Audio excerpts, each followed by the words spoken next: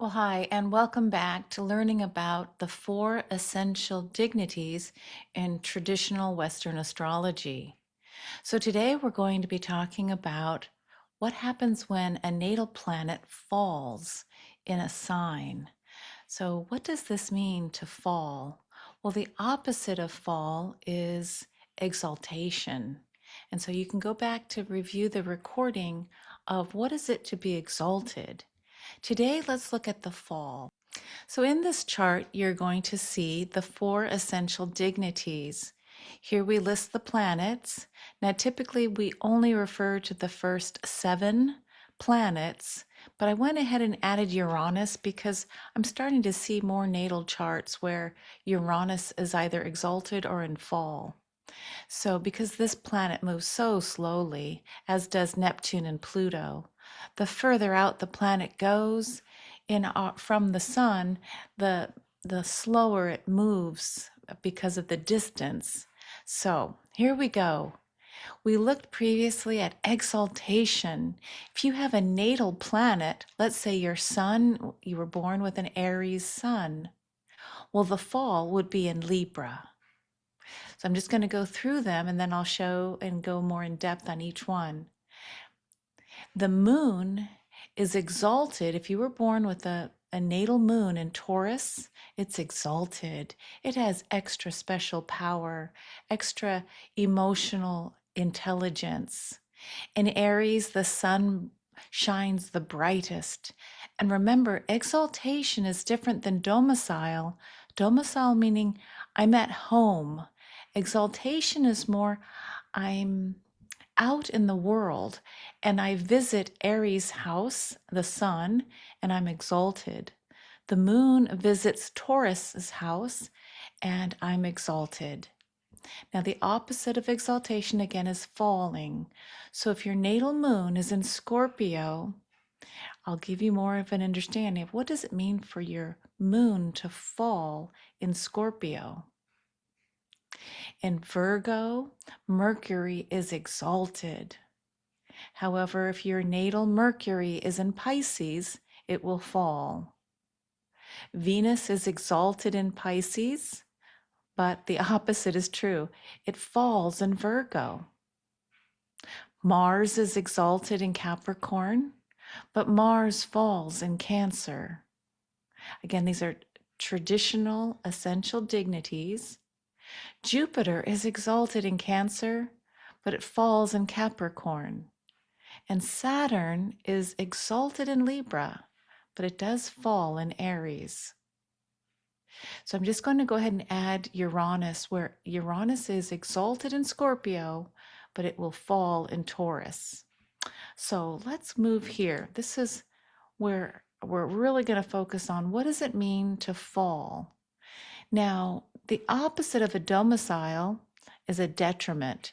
That means, you don't feel at home. Okay, so like the sun does not feel at home in Aquarius, let's say, as an example. But exaltation and falling are more like you're going outside into the world to receive exaltation, but the opposite of Aries is Libra. This is why when we go back to drawing and painting the wheel, the astrological wheel, you'll be able to see it. The opposite of Taurus is Scorpio. It's right exact opposite on the astrological wheel. So we find these divine balancing points. And as our soul wants to expand in any lifetime, it will play with a mixture oftentimes of planets being domicile, detriment, exalted, or falling. All right, so here I'm going to just share a little bit of what I have on what is the sun in Libra and why does it fall when the sun, the brightest light, hits Libra. Now we know Libra to be at the time, it's a cardinal energy. And Libra comes like in October-ish, right? So in October, think of October, the light is starting to dim, but Libra is the balance of the light and the dark. The sun loves Aries because it just knows, its natural essence is celebrated. But Libra, where the sun is seeking individual radiance, Libra is seeking balance, cooperation, and consideration of others. It's always thinking, oh, how would my partner feel about that? Um, the challenge, if your natal sun is in Libra, is the idea of you could possibly lose yourself in relationships. Instead of shining your own light, you might be more enchanted with, well, I'm nobody unless I'm married or I have my significant other with me. So sometimes in Libra, the sun falls because Libra is looking for kind of approval from outside itself. So the soul lesson for a sun in Libra that's falling would be, how do I shine my true self? Well, I also live in harmony with others in divine union. Okay, so that's the sun falling in Libra. Now, when we get to the moon in Scorpio, so here's Scorpio. Again, the opposite is the moon loves Taurus. It's at home in Cancer, but it loves Taurus. And remember, the moon is reflected light from the sun. So, how does light even begin to shine or reflect when Scorpio is all about deep water? You know, it's going deep underground. It's hard. It doesn't like to stay on the surface. So the moon is always trying to seek emotional comfort and safety.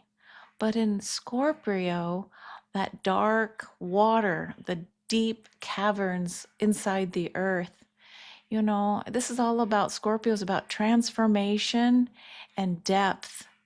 It's trying to seek emotional truth, whereas the moon would prefer to just stay on the surface. Um, So, the gift of a Scorpio moon would be that you'd have these profound emotional insights and potentially healing powers. But the soul's lesson is going to be around, can I trust life deeply enough to feel everything? All right, because the moon is about emotional intelligence. You're going to come up against some pretty intense, transformative experiences with a moon in Scorpio. Next, we look at Mercury. This is the planet of communication. It is exalted in Virgo. It carries the caduceus, right? The healing energy, wanting to help serve and find answers and communicate that. But it falls in Pisces because where Mercury wants to communicate and analyze and have perception, Pisces represents the deep ocean. It's the boundless ocean, it's the deep waters. It's a combination of all that is, and it really reflects the subconscious mind. So it can be very confusing to be in Pisces for Mercury. Um, it may not, it wants detail, but it can't get detail. It's thrown into the deep end and basically dissolves. So Mercury, um, it's out of sorts. It's falling in Pisces. But there is a gift if you were born with your Mercury in Pisces, that even though it's falling, if you work with it, there is heightened intuition, potentially a stronger spiritual perception, and a vivid imagination. Okay, so that's if your Mercury is in Pisces. The soul lesson for this particular planet, um, Mercury in Pisces, would be, can I unite my mind and my thinking with my intuition? It's that divine balance, right brain, left brain. Can I find the balance and the unity? All right, next when we get to Virgo, if your natal Venus is in Virgo, it falls in Virgo. Why is that? Well, Venus, here she is, she represents beauty and love, sensuality and pleasure. It's about art and poetry. And Virgo wants to basically analyze everything and discern what's good and what's not good. Whereas Venus really just wants to chill and just feel into the beauty and, just enjoy life. This is Venus saying, let's just chill. But in Virgo, it's like, no, we can't, we have to keep working. It's our day to day. Let's keep trying to figure out how to solve the problem. And the challenge with Virgo is this is a sign, and I know it well, that can be very strongly of self criticism. Again, Venus just wants to flow and love.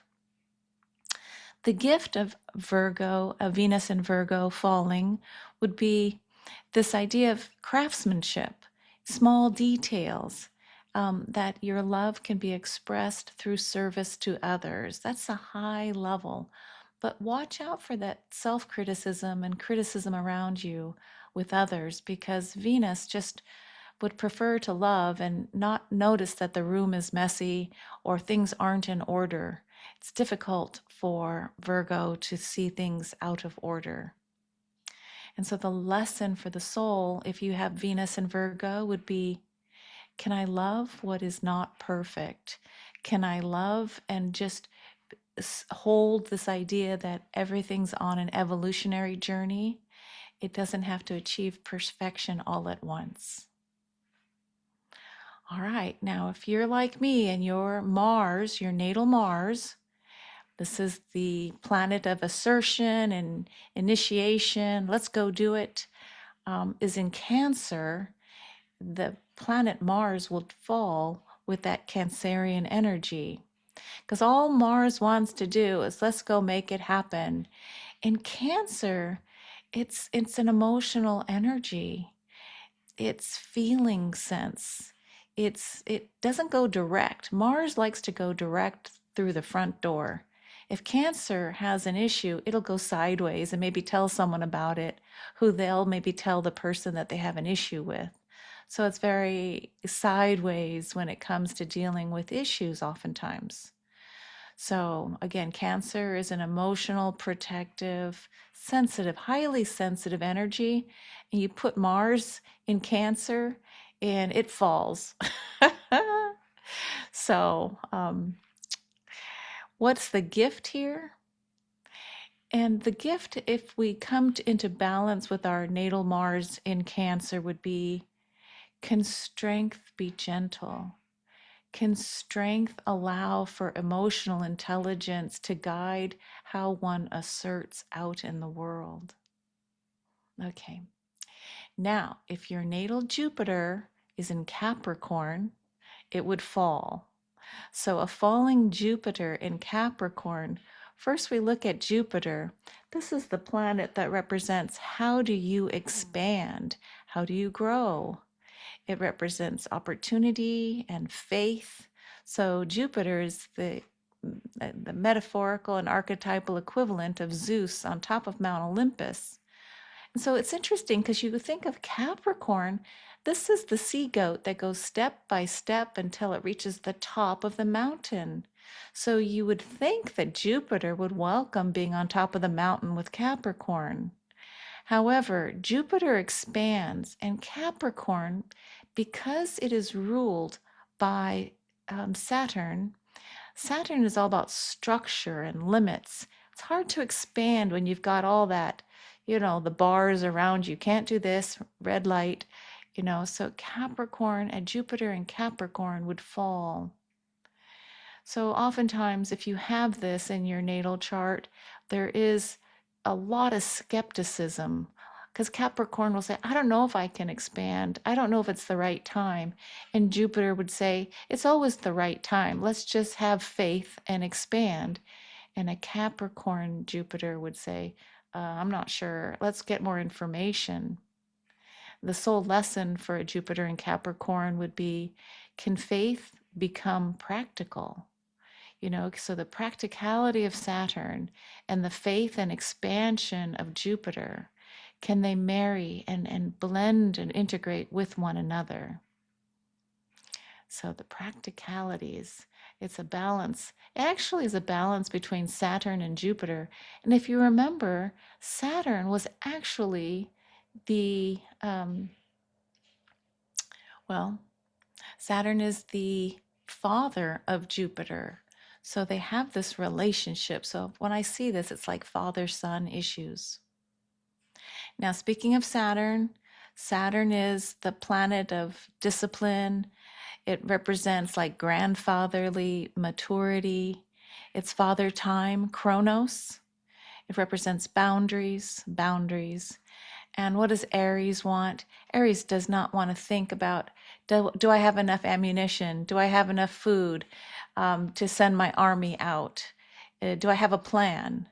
Aries energy wants to act immediately. Let's go. Let's do it. Let's make it happen. But a Saturn in Aries, there's this conflict. It falls. Saturn falls in Aries. The gift could be, though, when it blends itself, that the leadership will combine with the courage of Aries. So when it's in a balancing, when it moves from fall into neutrality, courageous leadership with self-control. All right. So self-control. The soul lesson for a Saturn in Aries is, can I act wisely without the fear? So the wisdom of Saturn without the fear, because Saturn might be saying, well, it'll never be the right time to make that leap. So it's a nice balancing. All right, so a modern planet next is Uranus. So it is considered falling when it's in Taurus. All right. So I know that Uranus, Neptune, and Pluto are not typically looked at in modern or traditional astrology. But again, since I saw so many charts as I've been doing readings with Uranus in Scorpio or in Taurus, when I see the essential dignities assigned to Uranus, I'm just going to go ahead and add it into our lesson. So the beautiful thing with Uranus is that it represents as a planet, this is where you are going to want to be rebellious. This is where you are looking into the future, and you're rebellious because you can find a better way. The revolution comes because there's a dream or an image or a blueprint for another way to do things. It moves out of the homogenization of society. But in Taurus, Taurus just wants stability and security and safety and start gathering more money in the bank. This is my property, this is my money. But Uranus is a big disruptor. So the challenge with Uranus and Taurus would be a resistance to any kind of change. Nothing's going to upset my apple cart, Taurus, because I'm not going to go out into the cold because I have a vision. I'm going to stay home. The gift of a Uranus and Taurus would be, how do I ground these innovative ideas from Uranus, from the galactic even, into a practical reality that will bring resources to you? So the soul lesson for Uranus and Taurus would be, is there a way that I can remain open to change while staying rooted to my, home base, to the sense of who I know myself to be? Okay. So that's the falling planets. I'm not going to really make a comment on Neptune and Pluto, only because I haven't seen enough charts to see if that really concurs. So if you, let me see, stop share. So if you want to join me in a few minutes, I'm going to get my watercolors, my paper, my wheel, and let's go ahead and put the glyphs for those falling planets in the signs so that, again, if you have this, or if your family member or loved one has a falling planet, it might help explain perhaps why they are the way they are. With awareness comes this idea that, okay, this is proof. Now, how do I want to integrate and balance a falling planet in my chart? Again, I have my natal Mars in Cancer in the 10th house. So for me, it's easier to create and do what I love, Cancer. But if I'm not feeling emotionally like ready to go out, 10th house, with Mars, Mars in Cancer, I might feel more comfortable doing it behind the scenes or with another person or in an umbrella. And so I'm still learning how to come out and work more directly with, I do feel safe out in the world. I do feel like what the gift I'm bringing forward, Cancer, will help my family of frequency, help them awaken and shift. So if you happen to have a falling natal planet, go ahead and make a comment in the descriptions below. Okay, I'll be back soon. Okay, so we are going to be looking at the planets that are falling. So here we have the astrology wheel, always starting at the horizon with Aries in the first house, Taurus, Libra, Cancer, and so on. So remember we just shared when does the sun fall? So we know that the sun is exalted in Aries here, but it falls in Libra because it's always wondering, who am I in relationship with? How can I be fully myself when I'm so focused on the other?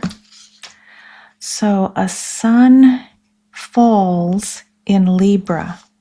Okay, this is the 7th house of Libra. Now, when we talk about our emotional intelligence, the moon, let's see, the moon feels very much exalted in Taurus, but it falls here in Scorpio. So I'll get the moon and it falls. Now remember, it's not a bad thing. It's just more of you don't have a super planet. You've got a super kind of challenge. And once you're aware of it, it's like, oh, that's why. So the moon in Scorpio, can I really go deep with my emotions? The moon in Scorpio, is it safe? In Taurus, it feels very safe. So let's see, the next planet we have is Mercury. So Mercury, it's exalted in Virgo, but right across from Virgo is Pisces. How does the divine messenger get messages across if it's in this ocean of all that is? Here's Mercury. Okay, Mercury falls in Pisces. All right, so can intuition and logic, can both sides of my brain, the receptive and the assertive, can they align here? Mercury and Pisces, intuition and logic. The next planet is Venus. So Venus, however, you remember that image of Venus riding in on the ocean on a clamshell. Venus feels at home in Pisces, but directly across, natal Venus falls in Virgo. And so, can a natal Venus in Virgo, one of the things I like to say is, can we do the perfectly imperfect? Because Venus is happy just being and exuding love, but Virgo is always focusing on, let's get it right. Let's keep moving until we find the right ingredients for perfection. All right, this next one is going to be Mars. Let me get Mars ready. Now Mars feels exalted when it goes to visit Capricorn, but the opposite of Capricorn is Cancer. So Mars in Cancer. it's going to feel, is it safe to assert? Is it safe for me to assert? Do I feel like I'd rather stay home, but is it okay to just go make it happen? And so Mars is about strength and protection and in domination, but in the family structure or the emotional sense, I have to feel safe in order to move out and protect. All right, so the next one we've got is Jupiter. Now we said Jupiter loves being in Cancer. It is exalted in Cancer. But the opposite of the wheel, here we have Capricorn. So Jupiter, let me get my stencil here. Here's the glyph for Jupiter. Jupiter in Capricorn. Jupiter in Capricorn. So remember, Jupiter's all about expansion and faith. And it's in Capricorn, which is all about rules and regulations. So it's this balance between structure and expansion. All right. So the next one we have is Saturn. If you're natal Saturn, so Saturn loves being in Libra. It loves the structure of the divine union, the contract of marriage, but it falls. Saturn will fall in Aries. All right. And why? Because Saturn is about maturity, and Aries is all about that young buck that just won't think before it leaps, right? So Saturn falls in Aries. And lastly, Uranus. Remember how we said, where is Uranus exalted? Well, Uranus was exalted in Scorpio. Okay, so Uranus, the further into the deep alchemical, mystical waters and all that is, and Scorpio, transformative, let's make change happen. But it falls when Uranus is in Taurus, because Taurus would prefer to just stay home and let somebody else take care of the rebellion.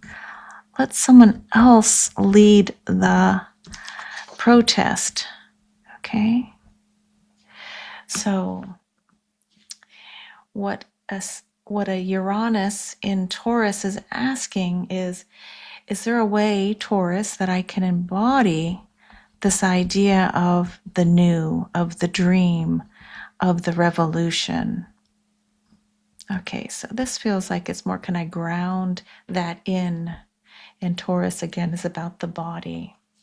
So here we have our wheel. Let's count them. And you're learning the glyphs. So here's the sun. It falls in Libra. The moon falls in Scorpio. Its light is lost in the deep, deep caverns of the water, that deep water. Jupiter is finding trouble expanding in Capricorn when there's so much structure. Here's Mercury trying to get messages out and find solutions, but it has a hard time talking when it's thrown out into the ocean and the subconscious world.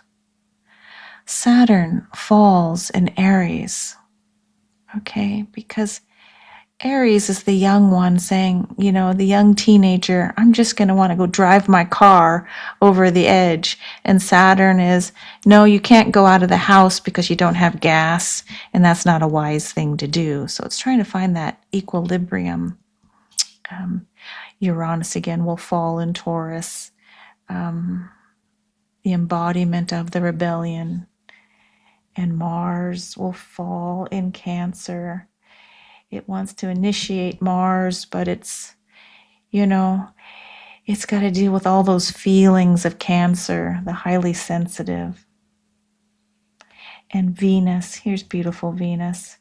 She loves being in Pisces, but in Virgo, there's just too much analysis paralysis.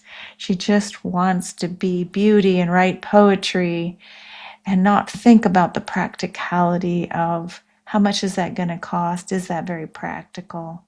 So Venus falls in Virgo. So my friends, there we go. We've talked about Exaltation, a superpowered planet that is celebrated outside of its home, and it falls outside when it's placed somewhere where its natural inclinations are really pushed down. And it's this game of, hey, let's see what we can do to expand with our soul consciousness by choosing some of these natal planets where their essential dignities are falling or exalting. Okay, hope you'll join us for the next course on basic astrology. Bye for now.